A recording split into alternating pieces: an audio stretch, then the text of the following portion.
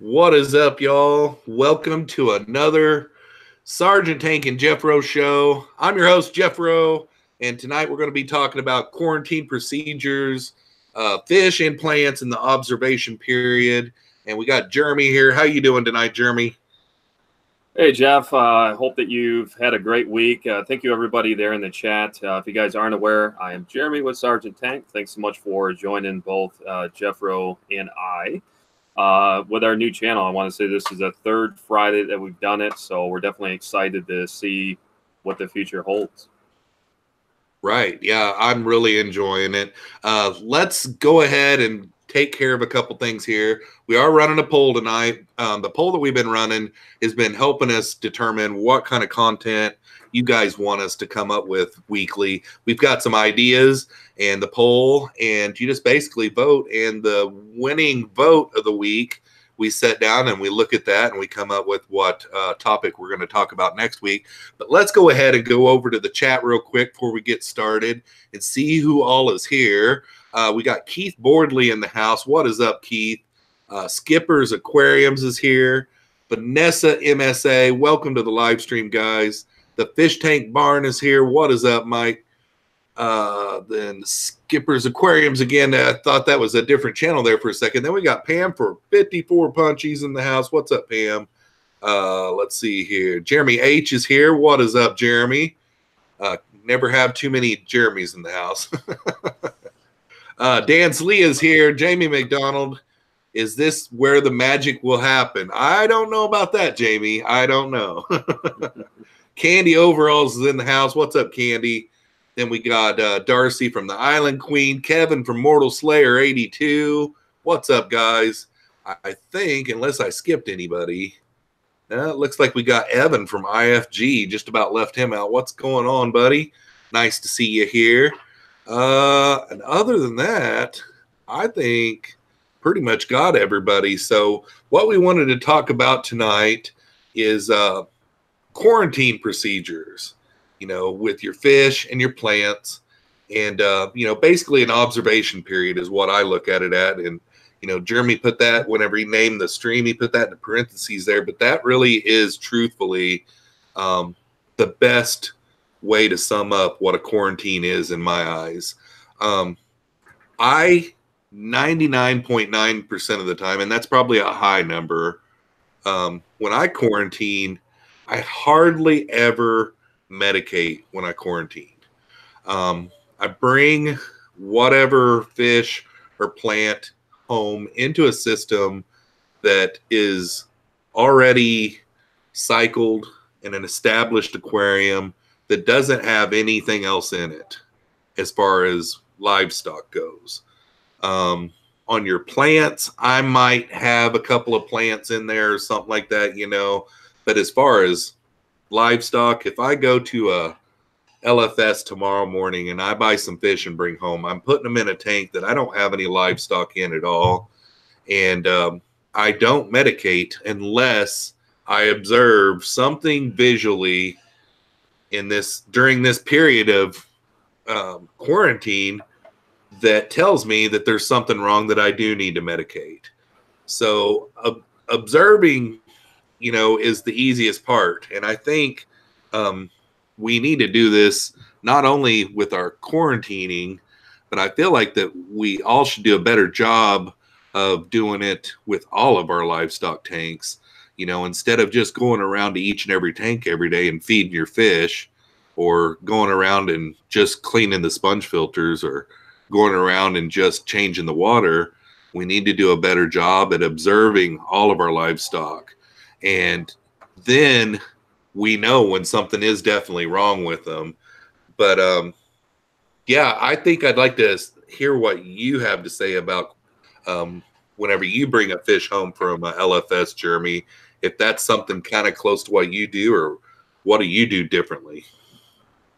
Yeah, for sure. So, I mean, for me, really, it comes down to, instead of looking, I think it's all a mindset issue. So rather than looking at quarantine, oftentimes people associate, I feel anyways, just from being in the hobby for many years and keeping various systems and talking with other hobbyists and that type of thing, is that they need to medicate, that they need a preventative measure. And in certain situations, I feel that is can be the case, where if you're bringing in livestock that's via import, something like that, where you have to go through and basically detoxify in a method to deworm if there's like a bacterial issue, that kind of stuff. So I can see in certain instances. However, I do not medicate just to medicate. So that's why I've always used the observatory phase or the observation period. And now what that observation period may be, it could be a week, it could be a month. There's times where I've quarantined or observation where I've designated an entire ecosystem before they're ever incorporated with my main displays or other livestock within the community setting for 3, 4, 5, 6 months sometimes, depending on what source I get it from. So for me, that there's a couple of different things I know that we'll get into here in just a few minutes of the methods for which I've gone through the years in order to observe if there is a potential where, let's say, you're not just providing medication in a preventative stage. So just as we as humans, if we take any type of medication, that type of stuff, eventually your body's going to get used to it. You'll develop sometimes an immunity towards it. So that's why if you just over medicate and that kind of stuff, oftentimes in the long term, it can just cause more adverse effects, because it could be, if you hammer them, especially as they're young, it oftentimes doesn't display until several months down the road once they've developed an immunity. And then when you're trying to now incorporate a medication, oftentimes it's too late. Where they've developed an immunity, it's not working, it's not reacting the way that it should. So now, before I get into some of the tips and tricks that I've used when it comes to that, what else can you kind of break down for us, Jeff, a little bit about what your setups look like when you're bringing stuff in, and then I'll tie in with when I actually bring in fish and kind of what I go through.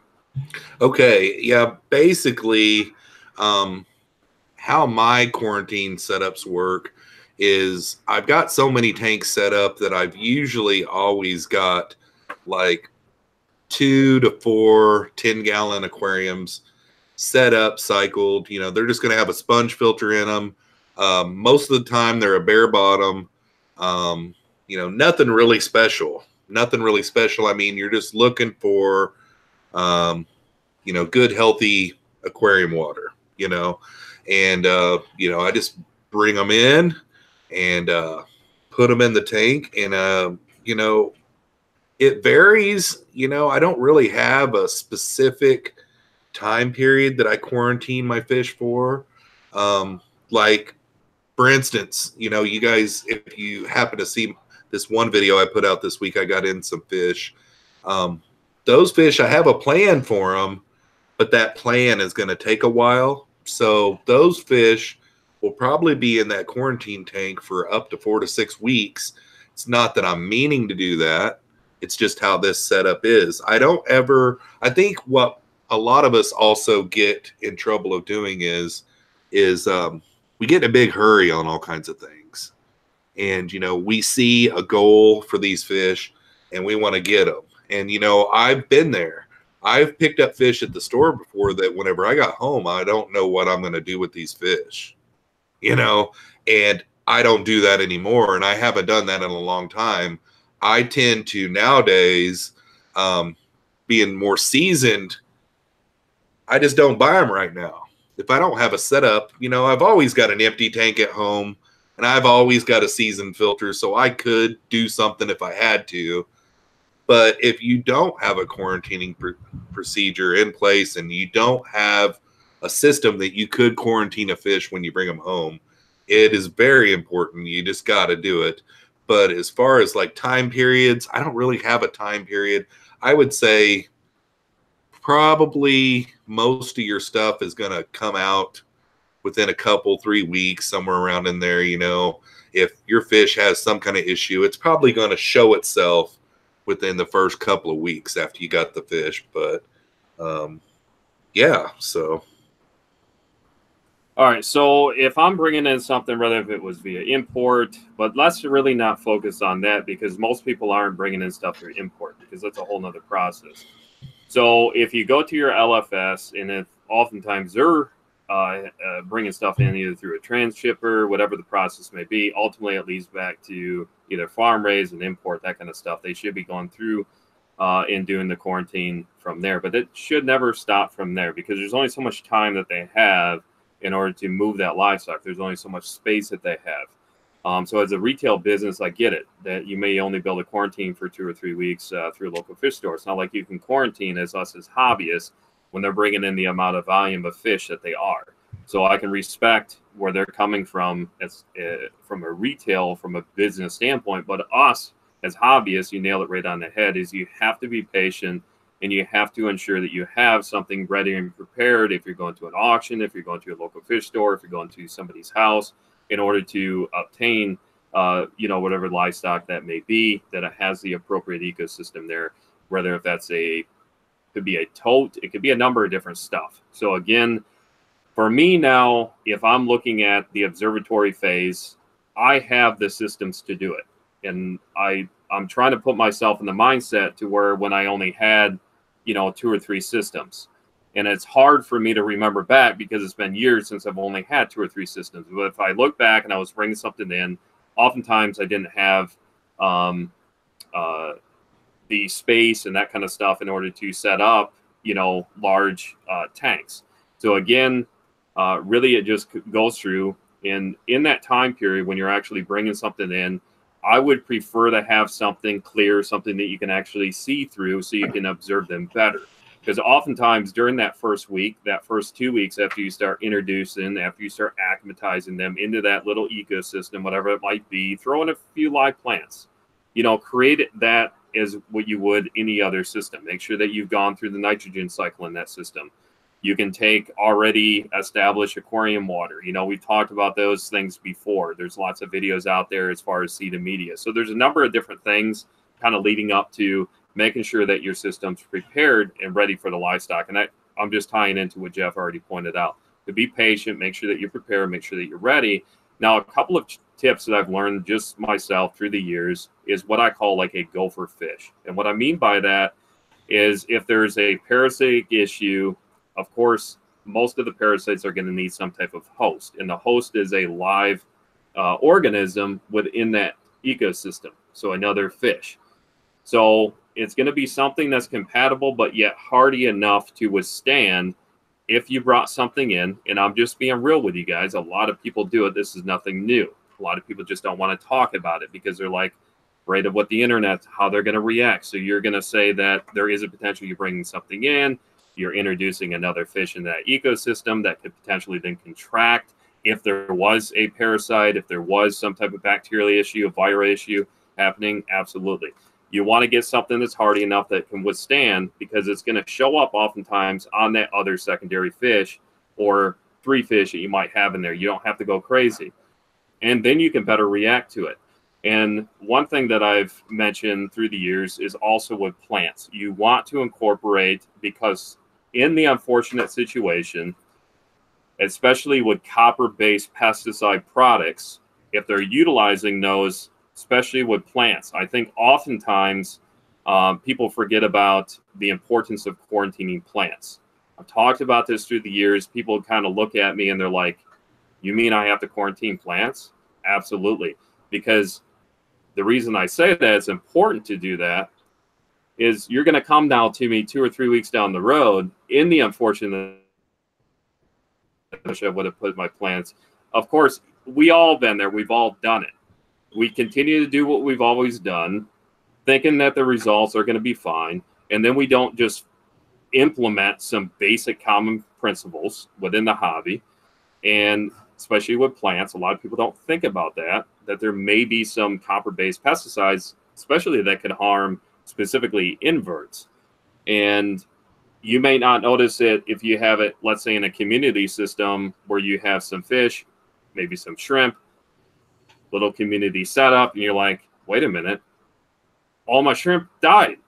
What happened to the fish? Well, oftentimes with certain, depending on what the strength level is and a lot of stuff that goes into that, if it's specifically a copper-based pesticide product that they're utilizing, especially in more farm-raised type of plants, that kind of thing, if you haven't done your appropriate observation period, if you haven't actually rinsed that you should. Most manufacturers that you get them from, or not manufacturers, most suppliers that you get them from would have already gone through those phases. But just in the event, I still, me personally, you guys continue to do what you know, again, I'm not saying you have to do this, but I'm just telling you it's a wise idea to implement that with both plants as well as livestock. And it's amazing of how many people have been in the hobby that never used to do that, and now they jump on that bandwagon because I've talked about it, and now they're seeing, hey, I'm glad I did do that.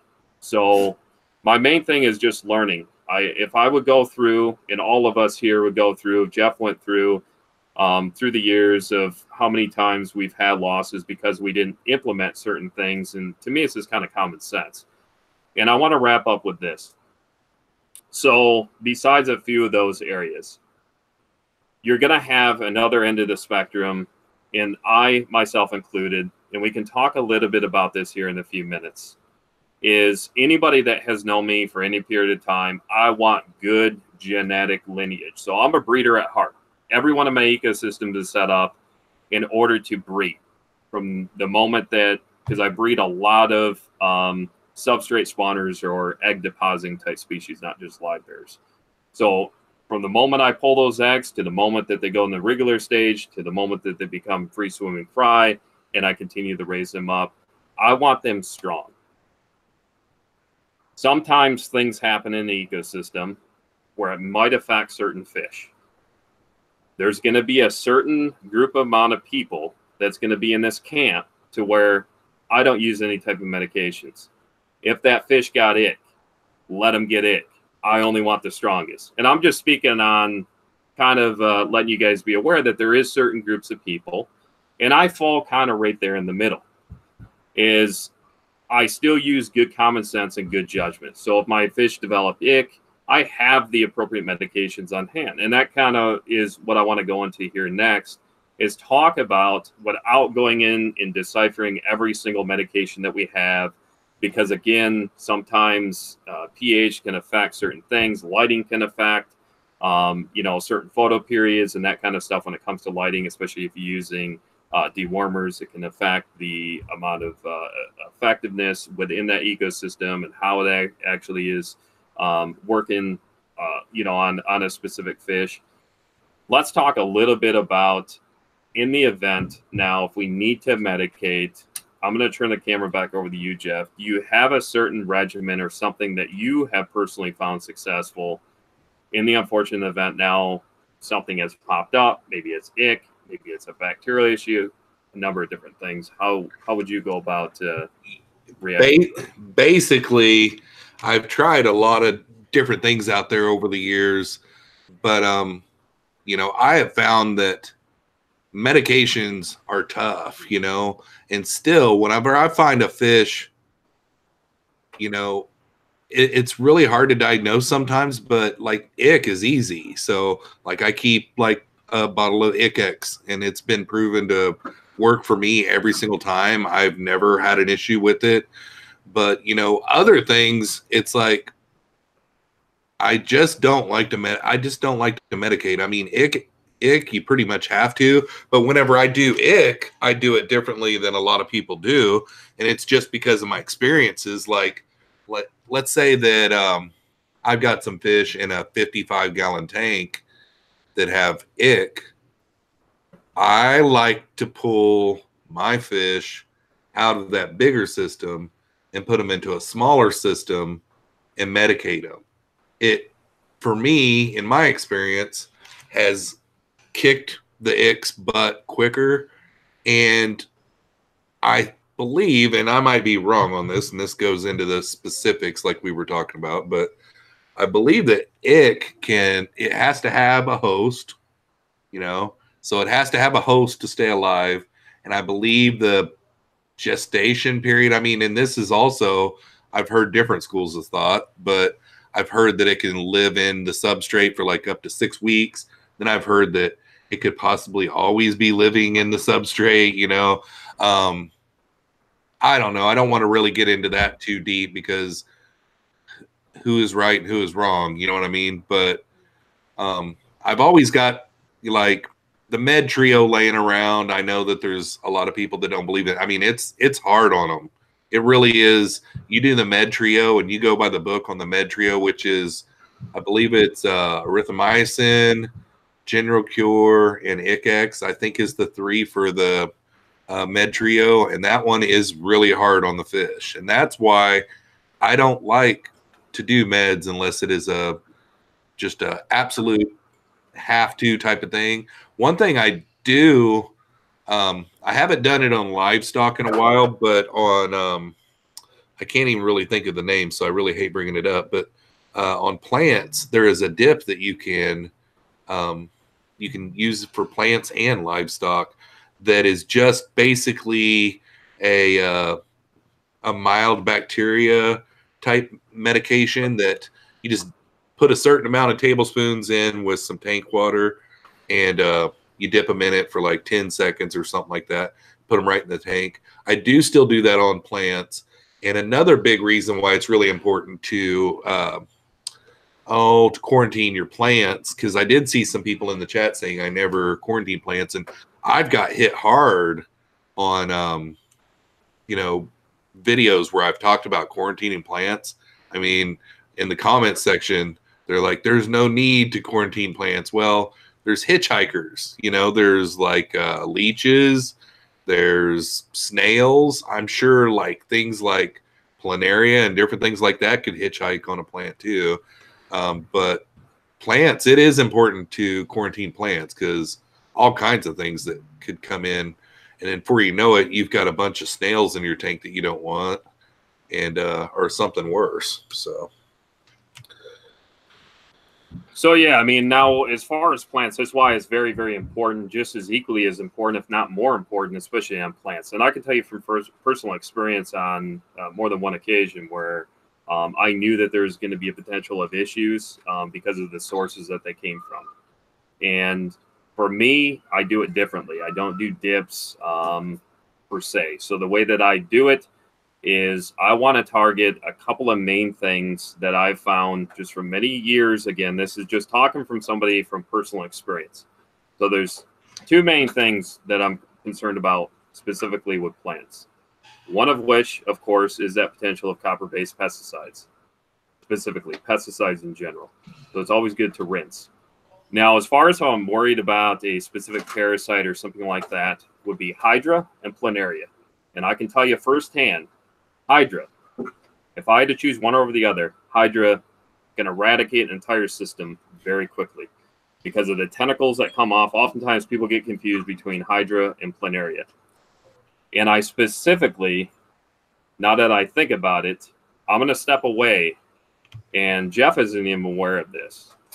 I'm going to show you guys just exactly what both live Planaria and Hydra. So I saved it for this very moment. I showed a buddy of mine through the club yesterday, specifically what both of those look like, just in case you guys were kind of wanting a visual besides what you see and what you hear on the internet. So for me, Hydra, again, it'll make more sense once I show it, but ultimately look at it as like a jellyfish. So they have little tentacles that can basically come out 3 to 5 times of what their length is, and they basically predate. They'll sting their prey, and then that's how basically like a jellyfish. And then once they've stunted and stung their prey, they basically immobilize their prey. And you can imagine at that point, even if it's not them attacking it, if you have other more aggressive species within that system, those oftentimes are going to be the ones that are going to be now predating upon that from which has been, stunned, basically, where it's been now immobilized. And it can be nasty stuff. It happens in the main areas I have found where you're going to find specifically Planaria. It's going to be oftentimes on sponge filters. It can be oftentimes on the glass specifically. And oftentimes it can be confused and overlooked by looking like hair algae.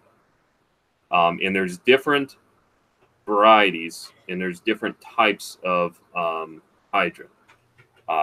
And so I'm going to turn the camera back over. I wasn't planning on doing this, but I figured I still have it, and I might as well just show you guys exactly what it looks like. So if you don't mind that, Jeff, right. I figured I might as well just show you guys, give you kind of a visual. So I'll just go to the chat while you're going and doing that. All right. Anybody has any questions in there? I seen Priscilla ask earlier. You guys are always more than welcome to hit us up with questions. I didn't see any though. All the new plants get bend and bleach dip now. Learned my lesson on that one. Yeah, Dan. I don't always necessarily do any kind of a dip. I mean, my plants, I do a dip. And I wish that I could think of what that was off the top of my head. No planaria works like a charm for no planaria. If you get even one hydra in on a plant, it will have a population explosion if you feed live food like baby brine. Yep. Yep, definitely. Let's see here. That's what you definitely watch for. Got King Lee in the house. What's up, King Lee? Charlie's here. What's up, Charlie? All righty. Okay. If you have inverts, you need to QT plants, planaria, and hydra. Yep.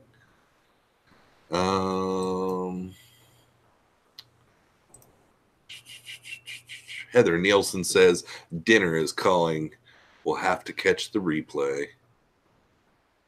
Charlie says Fridays don't come often enough. I hear you, buddy. I like this one, actually.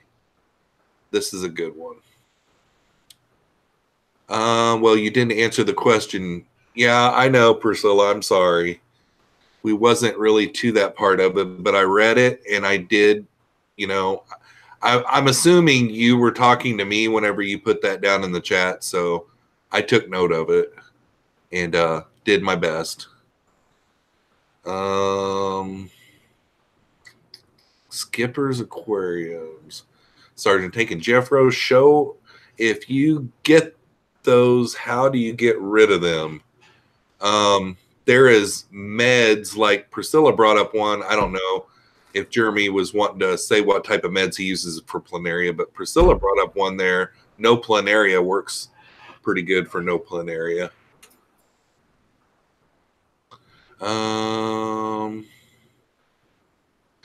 Yeah, the one about the pleco, I'm assuming you meant what's my favorite pleco and Jeremy's favorite pleco in the fish room. Is that what you're talking about, Priscilla?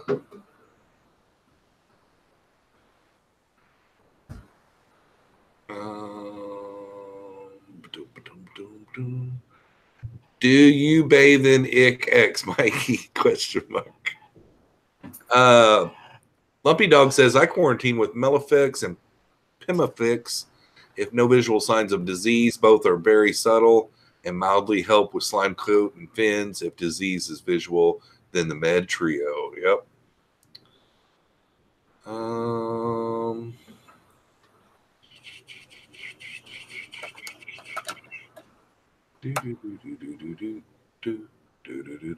Just scanning for questions, guys. Candy said that there were some questions up here. Not seeing any. You about ready, Jeremy? Give me just a minute here. All righty. Yeah, I'm not seeing any more questions. So pop me in some new questions, guys, if you have any. All right, so I'll turn the camera back here to me, unless you're still. Sorry, I'm just popping back on. Good. So we're good. Go for it. All right, you guys. So I'm going to do the best I can with the equipment I have. If I was more prepared, like I said, I completely forgot about it. It took me a second because I was actually trying to find the one planaria that's in here. If you guys want to know more about planaria and hydra, go ahead and just Google either one of those. And it'll give you more of the basis and how they actually reproduce and that kind of stuff. So I don't want to spend a whole lot of time doing that. I just kind of want to give you guys a visual. So I do have a microscope, but like I said, I don't have the time to get all of that set up.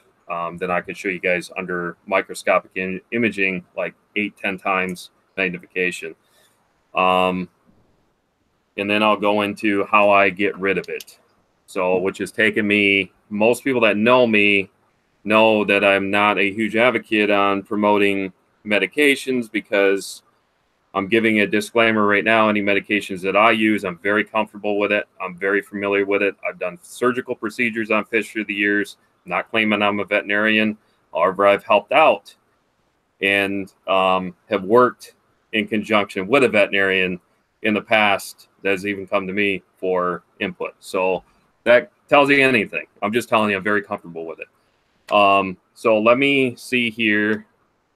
I know this looks super goofy, but we're going to see if this is going to show up now under my lighting. So this is actually a sponge filter here. And most of these are no longer alive because I have medicated this. Yeah, it's showing up good. So you're going to see those little tiny tentacles are coming off. Oftentimes they're going to look green in an aquarium, especially under lighting. And oftentimes you're going to find them hiding underneath on the sponge filter themselves. You're going to find it on the tank glass. So don't be alarmed if you have hair algae thinking all of a sudden you got planaria. So planaria isn't the end all be all, like, okay, you end up getting an ecosystem around side the hydra. I was just showing you. I'll show you the planaria in a second. It's going to take me a second to find it. That either one of those are very common. So don't think all of a sudden you get either one of these like, oh my goodness, I'm going to lose everything. As long as you react to it within an appropriate amount of time, then you'll be fine. Like I said, I mean, these creatures, more or less, these organisms can live amongst other fish and that kind of stuff within the ecosystem for long periods of time, and they may do just fine. A lot of times, certain fish fry that will predate upon these and get to them before they, vice versa. These get, specifically the hydra. So oftentimes, like certain types of fish that are more predatory, more carnivorous, can predate upon the planaria. So let me find here real quick for you, just before I put the camera over to myself. I seen it. So is there any other questions, Jeff? Yeah, we got okay, I'm gonna switch the camera back to you so I can find this in a minute. Yeah, we got a few questions that Candy reposted. Priscilla was asking, what's your guys' true love plecos in your possession right now? That and she said, serious question. That is really easy for me right now. Like, I just recently got some wild caught L393 Cheese Creek plecos that I've had now for a couple of months, and yeah, I'm in true love with those. Jeremy is away from his desk at the moment, so I will go to another one here. Mortal Slayer 82 asks, are there any fish that need an even longer quarantine time than others? Gosh, as far as I know, there probably is, but I haven't ran into very many. The fish that I keep are like things like, plecos and libears and shrimp and different things like that. And, like my imported shrimp, they were already quarantined for 30 days before I got them. So, I would say if it's an import, something like that, you would want to quarantine them for a longer period of time. But I'm sure there are some fish out there that fall into that question that you're asking, but I don't know any of them off the top of my head. But I'll bet you there are. Just use your better judgment on it. I mean, if you've got time to quarantine for 2 to 4 weeks, quarantine for 2 to 4 weeks. Don't get in a big hurry. And then this is another repost. The Fish Tank Burn asks, are there any sort of plant dips like you would have for saltwater corals? I do use a dip, and I just can't really think of it off the top of my head, and it's all the way on the other side of my house. Yeah, I'll try to link it in the description after the video, Mike. Or if you want, send me a direct message, and I'll get you the name of it. it only covers certain things. It's a mild dip, but it works really good for plants. All right, and then let's see here. And thank you very much for reposting those, Candy.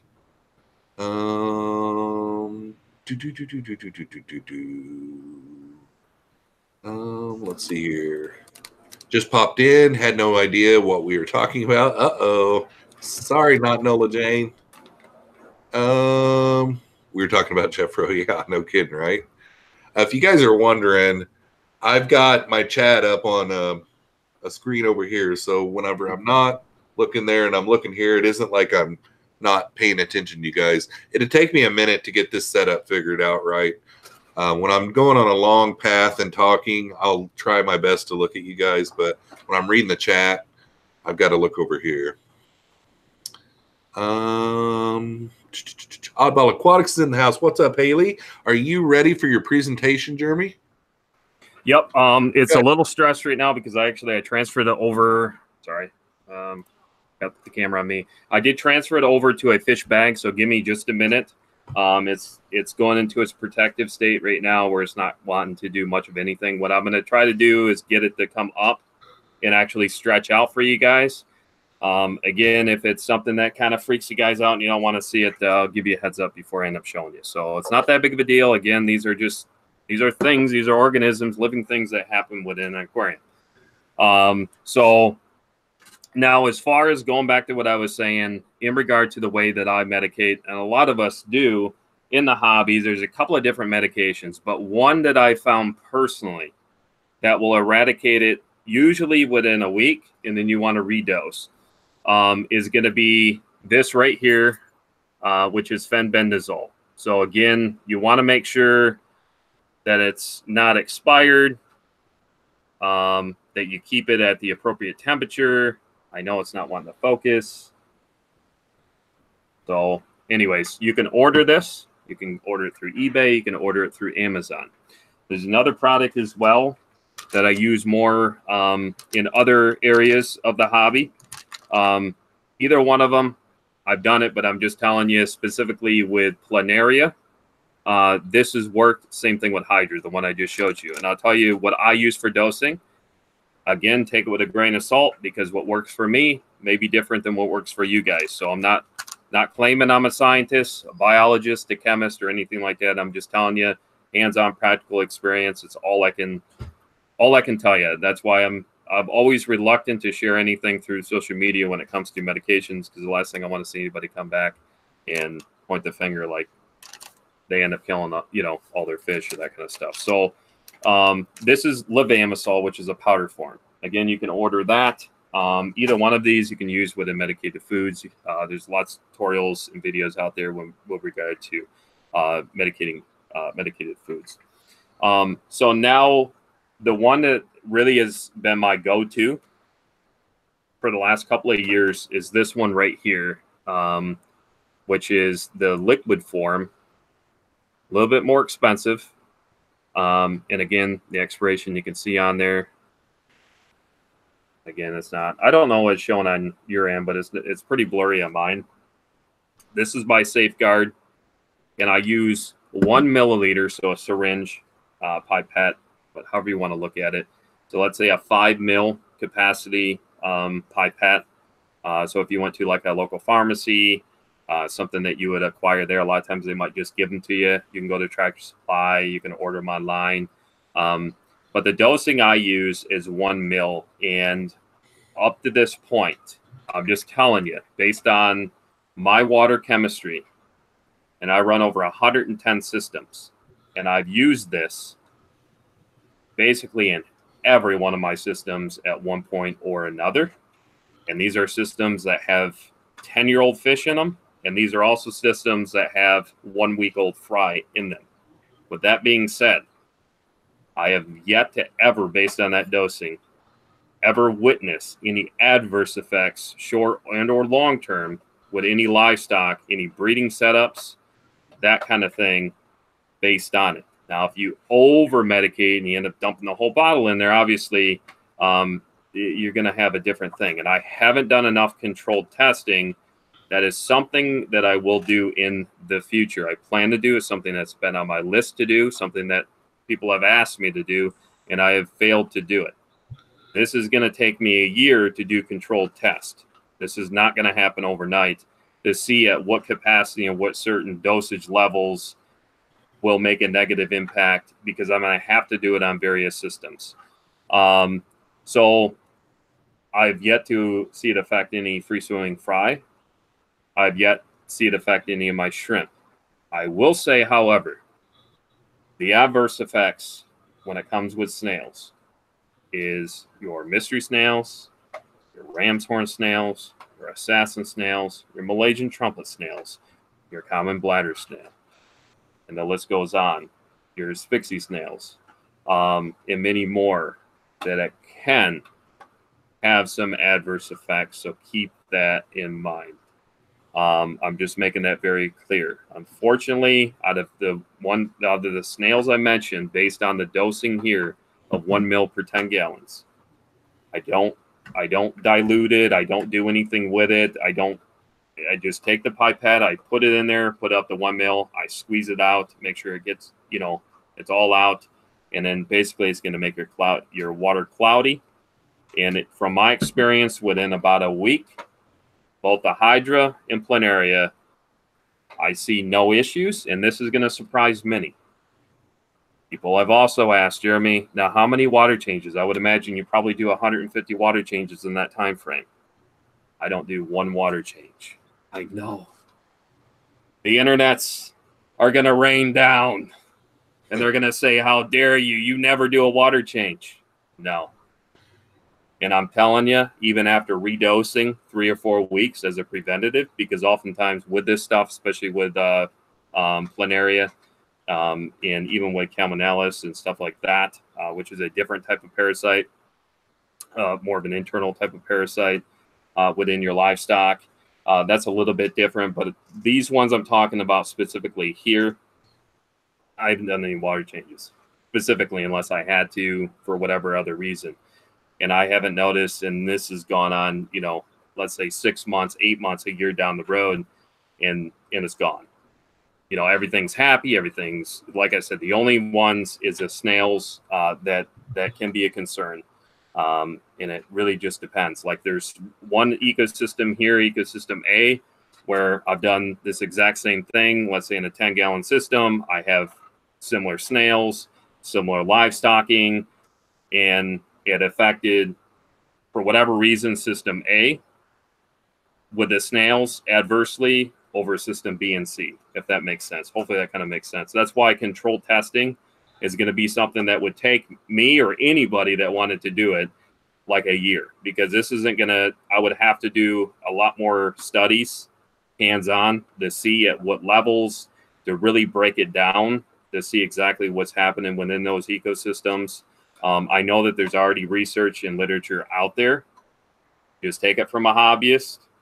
That's all I am. Like I said, I'm just a hobbyist that have done things hands-on. I've seen things work. I've seen things not work. So hopefully that makes sense. I just want to put that out there. Those are just a couple of medications. This is one. I'm just telling you how. Dan Slee did bring up a really good, not a question, but a comment in the chat. And Priscilla was talking about how she killed all of her snails once because she was trying to get rid of planaria with fenbendazole. And Dan did bring up a good, comment. Like he said, yeah, it's usually what happens when people kill their shrimp using fenbin. It's because they're trying to kill the planaria, and that snails die in the substrate and spike, which can then kill the shrimp. And, I could see myself, like in my breeding for profit tank, there are thousands of Malaysian trumpet snails. If all of those did die at one time, that could, and they would be down in the substrate, so that could really do a big time ammonia spike. So a person's got to be careful they got to be careful and know how many snails they got in there and have that all under control as well. Exactly. It's a very, very valid point. Like I said, I'm very reluctant. A lot of us are that have been in the hobby for any period of time when it comes to medicating. I'm just telling you, I haven't noticed any issues. But again, that to me is just kind of common sense. Right. But what's common sense to me, maybe not common sense, and I'm trying to get that mindset. Right. And again, I'm not really going to apologize for something because I've been in the hobby for a long time. I'm experienced. I've done my fair share of negative impacts in the hobby. I've done enough of those, and I've learned in the last, 8-10 years, I don't want to do that kind of stuff anymore. So, that's where using good common sense, good practices. I can tell you now, as far as photo periods and that kind of thing, with ambient lighting, this medication, besides the fact the appropriate temperature, you want to follow what's on the manufacturer recommendation because there's other products not being paid for by or sponsored by the show that or anything like that. But again, these are implementations that have been across the platform for many, many years. This is nothing new. So again, it's not reinventing the wheel. These have been implemented throughout the hobby for, decades. But now there was one other thing I was going to point out. I can't remember what that was. Let me see if now I can show you guys. If you're just popping in here, like I said, I did medicate that. That's why the Hydra. The only reason I even kept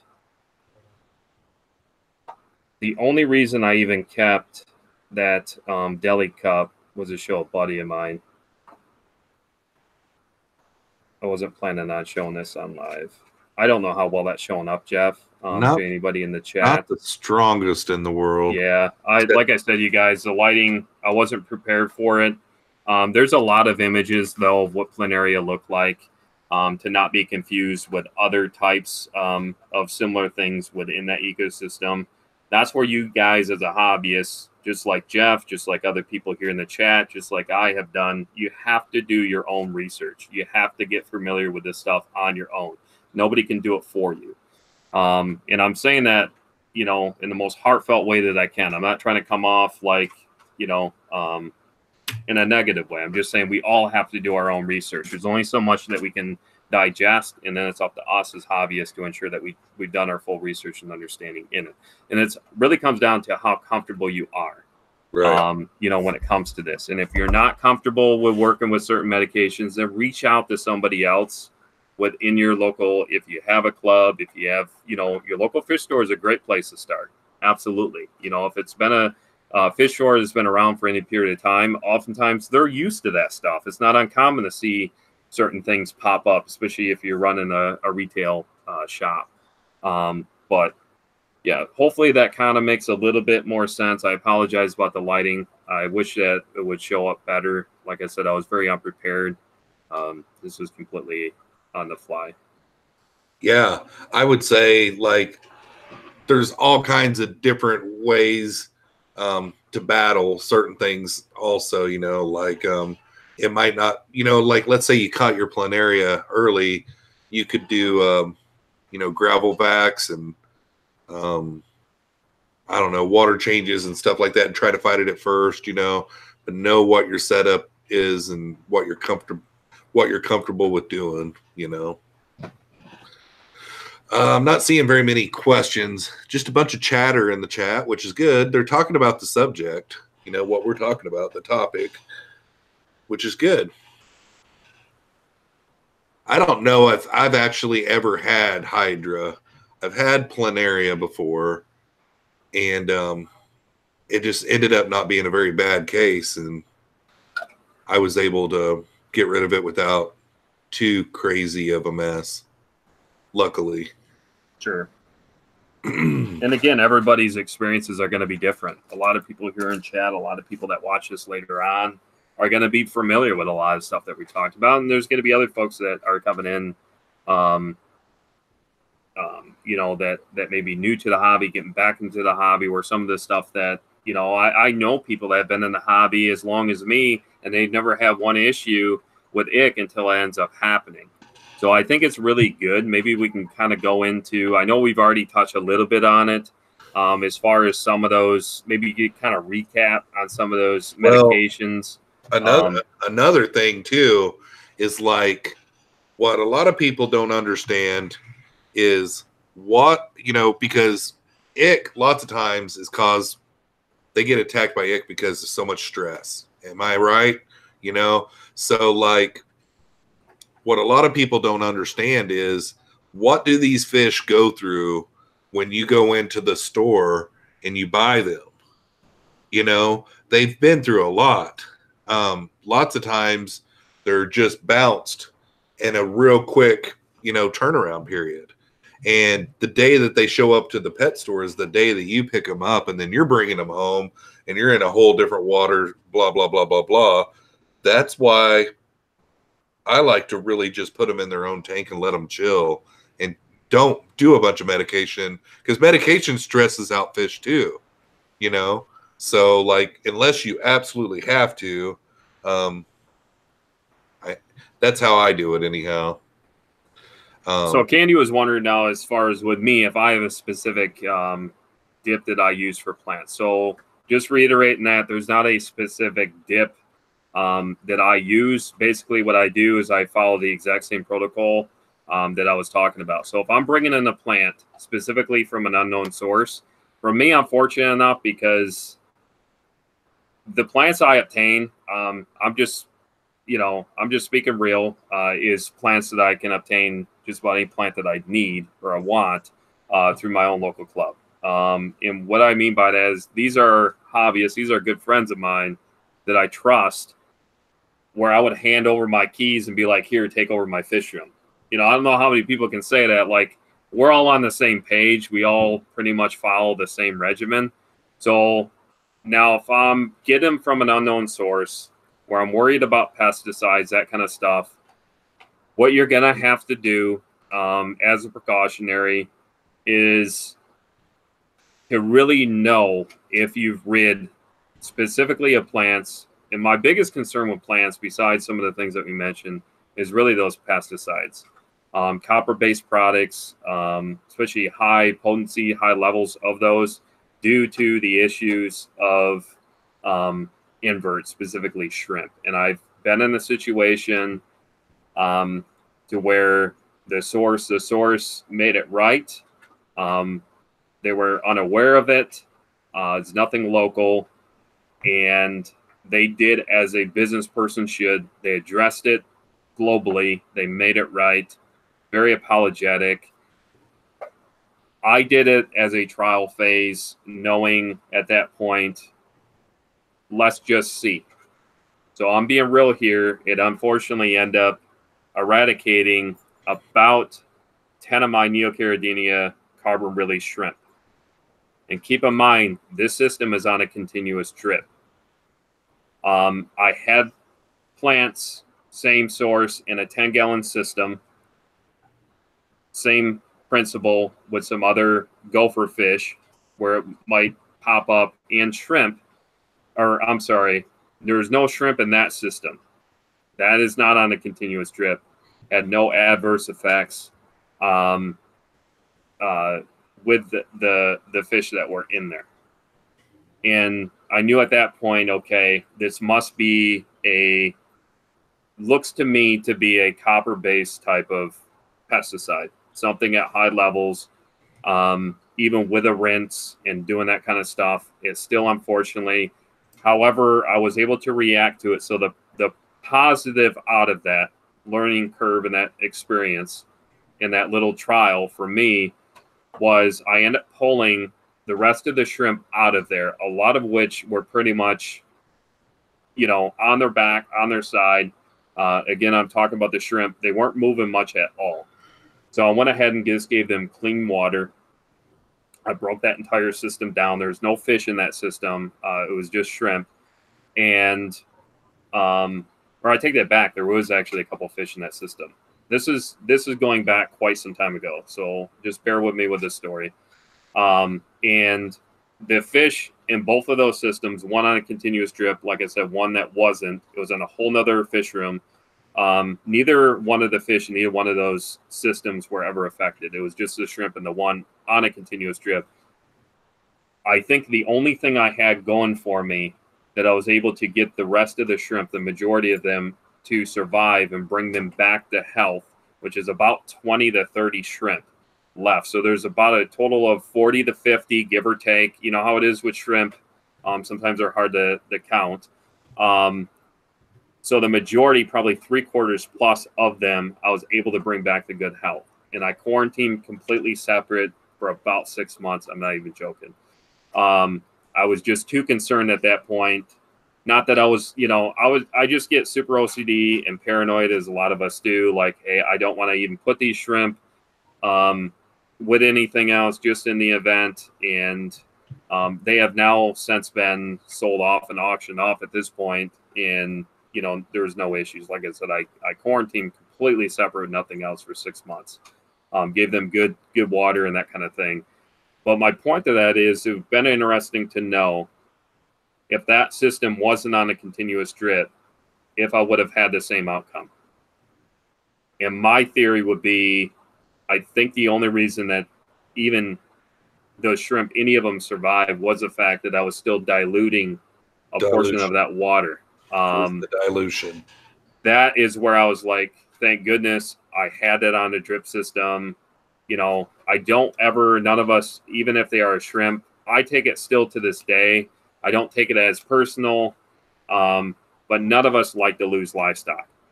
I think deep down, whether if we want to admit it or not, we do dwell on it probably for a day or two and beating our heads like, why did I do that? It didn't make any sense, and that kind of stuff. So we got 3 minutes left on the show here. Got one more question. If you got time, I'll need your help with this one. Mike from the Fish Tank Barn asks, would a copper test kit pick up the copper from the copper-based pesticides? Would need chelated or non-chelated? So to me, with that, I haven't personally tested it, so I can't speak on behalf of it. Gotcha.